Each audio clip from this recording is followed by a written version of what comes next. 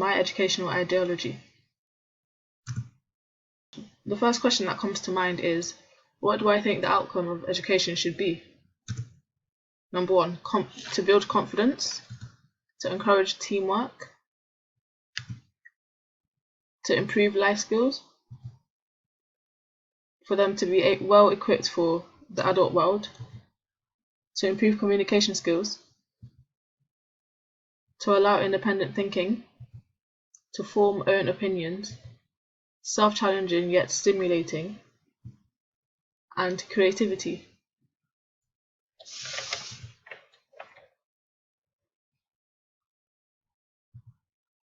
There are three main learning approaches to education, which are an individual approach, also known as the humanist approach. This is based on explanations of individual experience. The society approach, also known as the behaviorist approach, which is concerned with learners responding to some form of stimulus. The knowledge approach, also known as the cognitive approach, which is based on knowledge and knowledge retention. Although I support the society approach, I lean more towards the individual approach. This approach to learning is based on the idea that learners respond to stimuli in their environment. The role of the teacher, therefore, is to provide relevant and useful stimuli so that the learner responds to and gains the required knowledge or experience. Firstly, I'll be talking about the society approach. We live in a communist society, and there are many years of education should prepare us for the industrialized ideal of the adult world. These ideas should be incorporated into the classroom. This includes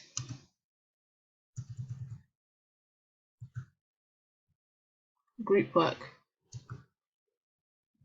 The layout of the classroom should be in a suitable position where students are able to work in a group.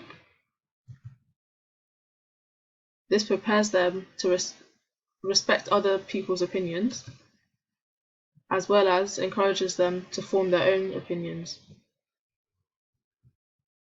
Although this is a positive outcome, Sir Ken Robinson believes that schools have become industrialized and that schools are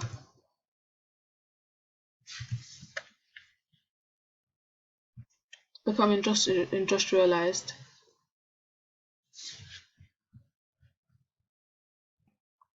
Sir Ken Robinson believes that schools have become industrialized because in school they ring bells, they have separate facilities, they have separate subjects, and are divided by age group.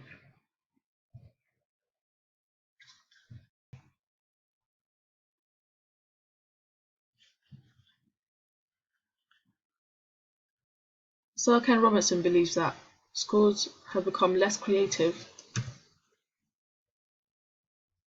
due to the main focus being on subjects such as mathematics, English and science. Education has become marginalized and more creative subjects such as music, art and drama has been deemed less important.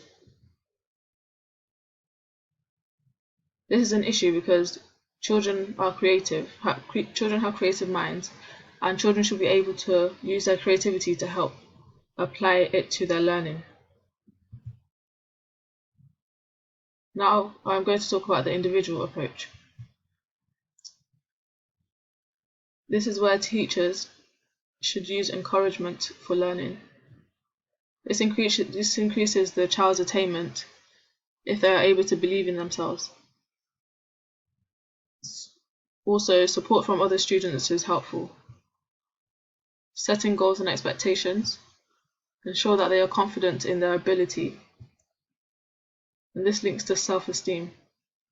Now this reminds me of Harlow's hierarchy of needs,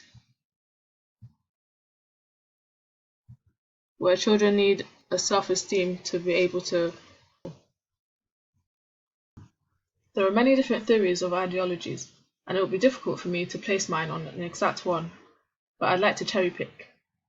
The relevant theorists and their concepts are Robin Alexander, placing the importance of dialogic thinking on learning; Maria Montessori, allowing children to explore in their own learning; Steiner emphasizes the role of imagination in learning, stimulating their intellectual, artistic, and practical development; and last but not least, the Finnish education system, which allows children to start formal education at the age of 7. My ideal learning methods is divided into 3 roles. The first role is the teacher's role. This is what the teacher can do in order to help develop an individual approach. Okay. The teacher's role is to make every pupil realize their full potential, to encourage pupils, to help build confidence, and to teach life skills later on in the future. The school's role would be to start formal education at the age of 7. This is because countries that have used this approach have had very successful education systems. Also, pupils are passed to sleep whenever they are tired. The school should also have less standardized tests, as this puts a lot of pressure on students and focuses more on attainment rather than their own learning journey. The resources needed would be child-sized equipment and plenty of resources that aid development in all areas. There will be technology in the classroom, but not too much, as this may be overstimulating to the children and impact on their learning. Overall, I tend to lean towards the romantic idea. Conclusively, I think I am a romantic. With all of my ideal methods, I concluded that I am indeed a romantic thinker, but also believe that some traditional methods should still stand, such as tests. This is because I believe in the effect of feedback, not to put pressure on the students, but to help them improve. Thank you very much for watching.